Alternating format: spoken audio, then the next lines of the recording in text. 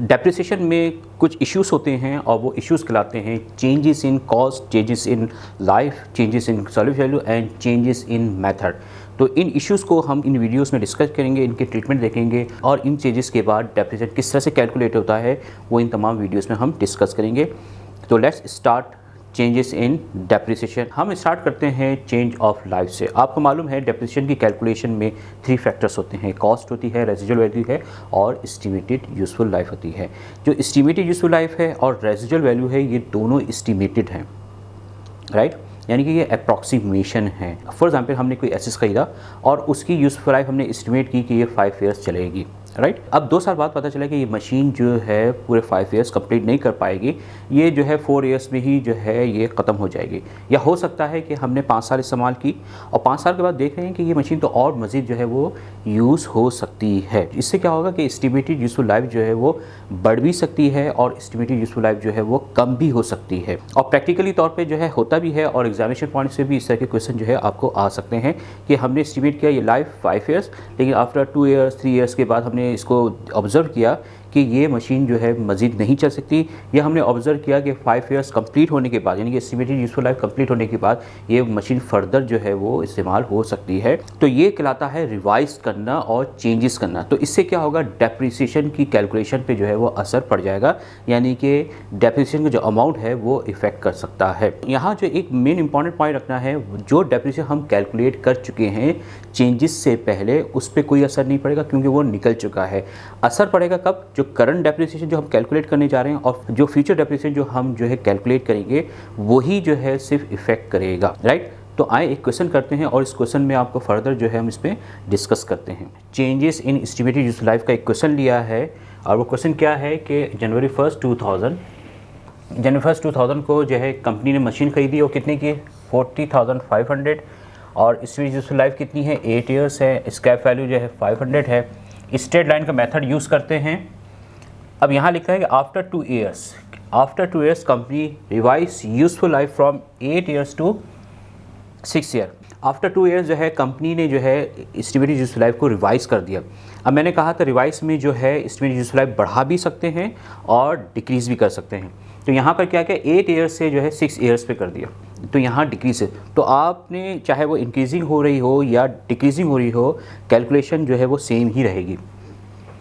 इस अब क्या रीज़न क्या है, रीज़न क्या दे रहा है कि ओवर एस्टिमेटेड, यानी कि हमने जो 8 ईयर्स लगाए थे मशीनरी की, तो 2 साल इस्तेमाल करने के बाद हमें पता चला कि ये मज़ीद जो है वो 8 साल कंप्लीट नहीं करेगी, ये टोटल 6 ईयर ही जो है वो कंप्लीट करेगी। तो आपको क्या करना है, calculate depreciation for 2000 and after revise of life, और रिवाइज ऑफ लाइफ के बाद का जो है डेप्रिसिएशन कैलकुलेट करना है। इस तरह के जो क्वेश्चन होंगे जहाँ पर चेंजेस होगी या रिवीजन हो रही होगी, तो उसमें हमेशा याद रखें जो डेप्रिसिएशन कैलकुलेट हो चुका है वो उसमें किसी किस्म की कोई एडजस्टमेंट नहीं होगी। हमने जो कैलकुलेशन करनी है वो रिवीजन के बाद से करनी है। तो किस तरीके से करेंगे आए देखते हैं। मैंने यहाँ लिखा है कि computation of depreciation before revision. यहाँ हम जो है बिफोर रिवीजन भी हमें कैलकुलेट करना है डेप्रिसिएशन, ताकि इससे पता चलेगा, आपको खुद से भी पता चल जाएगा कि डेप्रिसिएशन में कितनी चेंजेस होती है। तो डेप्रिसिएशन एक्सपेंस का स्ट्रेट लाइन की वजह से कैसे फार्मूला है, डेप्रिसिएशन एक्सपेंस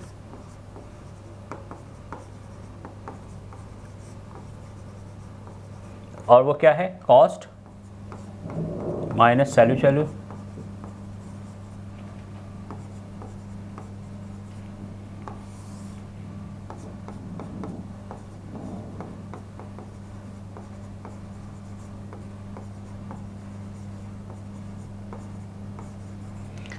तो हम सबसे पहले डेप्रिसिएशन निकालेंगे इस मेथड से 2 साल का, यानी कि डिवीजन से पहले का हम डेप्रिसिएशन मालूम करेंगे। एक्सपेंस पहले किसका निकालेंगे, 2000 में मशीन परचेज की है ना। और दूसरी बात ये है जो कंपनी का जो अकाउंटिंग ईयर जो क्लोज हो रहा है वो कौन सा है, कैलेंडर ईयर। कैलेंडर ईयर का मतलब होता है कि 31 दिसंबर को अकाउंटिंग ईयर एंड हो रहा है, स्टार्ट कौन सा होगा, जनवरी 1, इसको कहते हैं कैलेंडर ईयर। तो हमने डेप्रिसिएशन जो है एवरी दिसंबर को जो है वो 31 को कैलकुलेट करना है। तो इस फॉर्मूले से करें तो क्या होगा, डेप्रिसिएशन एक्सपेंस कॉस्ट कितनी है, कॉस्ट आके है 40,500 माइनस 500 सैल्यूट वैल्यू है, और एस्टिमेटेड यूजफुल लाइफ हम क्या लेंगे, हम लेंगे 8 ईयर्स। हम क्या लेंगे, 8 ईयर्स। तो यहाँ पर क्यों मैंने 8 ईयर्स लिया, क्योंकि अभी जो मैं कैलकुलेशन कर रहा हूँ वो रिवीजन से पहले का। तो रिवीजन से पहले जो है एस्टिमेटेड यूजफुल लाइफ कितनी थी? रिवीजन से पहले एस्टिमेटेड यूजफुल लाइफ जो थी 8 ईयर्स की, तो आपने 8 ईयर्स का लेना है। तो ये आ जाएगा आपके पास 5000, ये डेप्रिसिएशन आएगा 2000 का, यानी कि 5000 पर ईयर डेप्रिसिएशन निकलेगा इस इंफॉर्मेशन पर। ये तो हमने निकाल लिया डेप्रिसिएशन किसका? 2000 का, जो क्वेश्चन में इसने पूछा था। अगर आपसे पूछता है कि पूरी ईयर्स का निकालें या मेंशन करें जितने साल का आपको डेप्रिसिएशन करना है तो उतने साल का डेप्रिसिएशन निकालना है। लेकिन यहाँ क्वेश्चन में क्या है? यहाँ क्वेश्चन में कैलकुलेट डेप्रिसिएशन फॉर 2000, सिर्फ 2000 का निकालना है and after revise of the life, और आफ्टर जो रिवाइज हुआ उसके बाद का डेप्रिसिएशन निकालना है, वो आपने देख लेना, सिर्फ उसी को हम यहाँ पर कैलकुलेट करेंगे। तो अब यहाँ लिखेंगे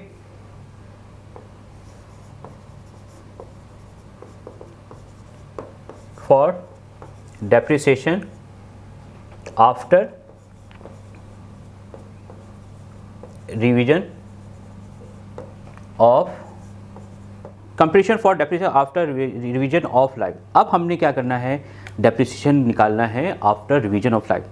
यहाँ पर एक पॉइंट याद रखें कि अब जो डेप्रिसिएबल कॉस्ट होगी वो 40,500 नहीं होगी, क्योंकि चेंजेस के बाद इतना जो है डेप्रिसिएशन उसमें लग चुका है। तो यहाँ पर 2 साल बाद है, तो 2 साल का मतलब क्या होगा? 5000 फर्स्ट ईयर, सेकेंड ईयर 5000, तो 10,000 का डेप्रिसिएशन लग चुका है। तो अब जो डेप्रिसिएशन लगेगा वो उसकी बुक वैल्यू पे लगेगा। किस पे लगेगा? Book value. तो इसको हम इस तरह से करेंगे, देखिए यहाँ कैसे करेंगे, न्यू एनुअल डेप्रिसिएशन, क्योंकि स्ट्रेट लाइन की मदद से है तो ये क्या है, और साल का ही होता है डेप्रिसिएशन, तो annual depreciation, new annual depreciation. यहाँ लफ्ज़ लिखना है न्यू, तो कैसे होगा? इसको लेंगे बुक वैल्यू माइनस, अगर रेजिजुअल वैल्यू है तो रेजिजुअल वैल्यू ले लें, रेजिजुअल वैल्यू यहाँ लिखेंगे रिमेनिंग लाइफ,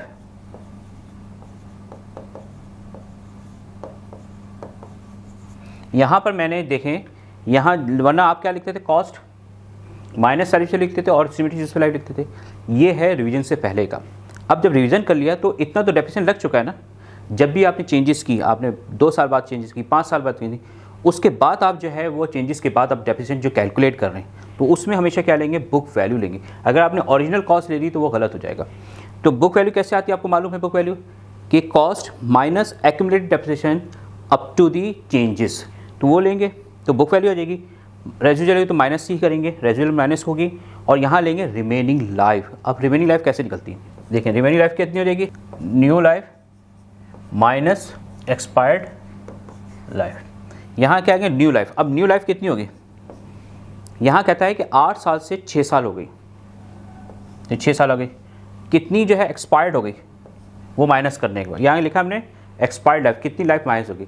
आपने मशीनरी कब खरीदी? 2000, तो आफ्टर 2 ईयर्स जो है आपने क्या किया? इसको चेंज किया, यानी कि 2 साल क्या करेंगे? हम इसको माइनस कर देंगे, तो आपके पास कितना आ जाएगा? 4 ईयर्स आ जाएगा, राइट, 4 ईयर्स। क्वेश्चन में देखिए, क्वेश्चन में क्या लिखता है? क्वेश्चन में अगर लिखता है कि रिमेनिंग लाइफ अब इतनी रह गई है, अगर डायरेक्टली क्वेश्चन में, इस क्वेश्चन में लिखता after 2 years the remaining life 4 years, तो आप कितने लेते? 4 ईयर्स लेते।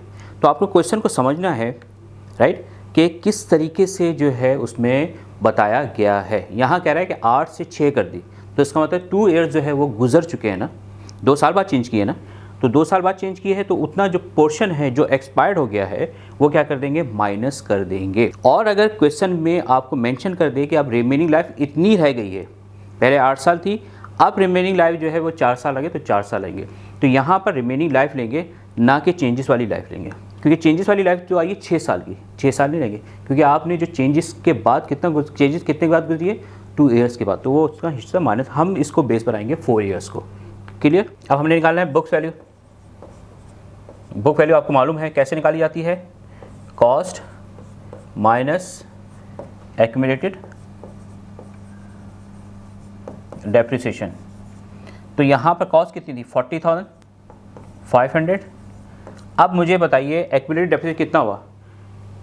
2000 का कितना होता? 5000, फिर 2001 भी हुआ, यहाँ चेंजेस हो रही है 2 साल बाद, तो 2 साल का डेप्रिसिएशन निकालना है। तो इसका मतलब मैं इसको डायरेक्टली लिख सकता हूँ मल्टीप्लाई बाय 2। 5000 जो है वो 1 ईयर का है, तो हमने कितने साल बाद किए? 2 साल बाद किए।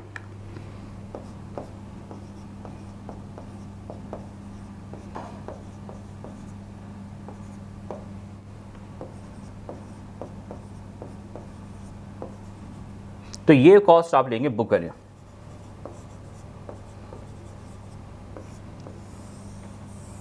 तो अब हम डेप्रिसिएशन निकालते हैं इसका आफ्टर दी चेंजेस। तो वो कौन सा ईयर है? डेप्रिसिएशन एक्सपेंस वो होगा आपके पास 2002 का डेप्रिसिएशन होगा। तो क्या करेंगे, कॉस्ट कितनी है 30,500, रेजिडुअल वैल्यू कितनी है 500 और ये कितना होगा 4। ये डेप्रिसिएशन 7,500 डेप्रिसिएशन निकला है। कब का निकला है? आफ्टर। तो अब इसका मतलब है अब जितनी लाइफ बाकी है उसका डेप्रिसिएशन होगा 7,500 के लिहाज से, ना कि 5,000 के लिहाज से। यहाँ देखा आपने किस तरीके से चेंजेस के बाद डेप्रिसिएशन कैलकुलेट होता है। तो रिवाइज करते हैं, हम आपको बताते हैं कैसे होता है।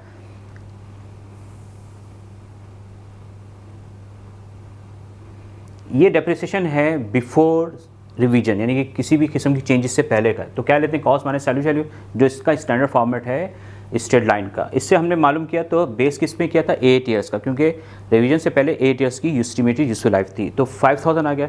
तो एनुअली डेप्रिसिएशन जो है बिफोर रिवीजन जो है 5,000 का। अब 5,000 जो है नहीं रहेगा रिवीजन के बाद। अब क्या हुआ, हमने रिवीजन की। रिवीजन कब कर रहे हैं? तो रिवीजन कर रहे हैं आफ्टर 2 ईयर्स। तो जब रिवीजन करेंगे जब भी, तो उसमें क्या करेंगे, जो एनुअल डेप्रिसिएशन होगा यानी कि डेप्रिसिएबल कॉस्ट होगी वो क्या होगी कि बुक वैल्यू को लेंगे, उसमें से माइनस करेंगे रेजिडुअल। बुक वैल्यू कैसे निकालते हैं, कॉस्ट माइनस, और जिस तारीख का टोटल डेप्रिसिएशन होगा जब उसको चेंजेस कर रहे हैं वो माइनस कर देंगे। तो क्या आएगी आपके पास, बुक वैल्यू आ जाएगी। अब लेना है हमें रिमेनिंग लाइफ। रिमेनिंग लाइफ कैसी होगी, न्यू लाइफ आ गई है। पहले कितने की थी 8 ईयर्स की, अब न्यू लाइफ कितनी होगी 6 ईयर्स की हो गई। तो हमें 6 ईयर में से जो हिस्सा पोर्शन जो है लाइफ का एक्सपायर्ड हो गया उसको माइनस कर दिया, कितना है 4 से। तो हम यहाँ बेस करेंगे 4 ईयर्स को। तो क्वेश्चन में यहाँ हम रिपीट करते हैं कि क्वेश्चन में आप देख लीजिएगा, क्वेश्चन में ये देता है कि रिमेनिंग लाइफ इतनी रह गई है, वो लेना पड़ेगा। अगर नहीं दिया जैसे इसके में, तो आपको रिमेनिंग लाइफ निकालना पड़ेगी। तो अब हमने जो डेप्रिसिएशन निकाला वो देखें कैसे निकाला। 30,500 ये क्या थी, बुक वैल्यू थी, और ये तो रेजिडुअल वैल्यू थी, और रिमेनिंग लाइफ कितनी 4 थी। तो अब जो डेप्रिसिएशन पर ईयर जो निकलेगा वो 7,500 तक का निकलेगा। तो ये था लाइफ की चेंजेस। डेप्रिसिएशन की जो इंट्रीज होंगी उसकी जो इंट्रीज वैसे ही करेंगे जैसे डेप्रिसिएशन एक्सपेंस की करते हैं। तो यहाँ पर आप क्या करेंगे, 2 साल तक जो डेप्रिसिएशन जो पोस्ट करेंगे वो कितने से करेंगे, 5,000 से करेंगे, राइट। और 2 साल रिवाइज के बाद जो डेप्रिसिएशन कैलकुलेट होगा वो होगा कितने से, 7,500 से। क्लियर हो गई।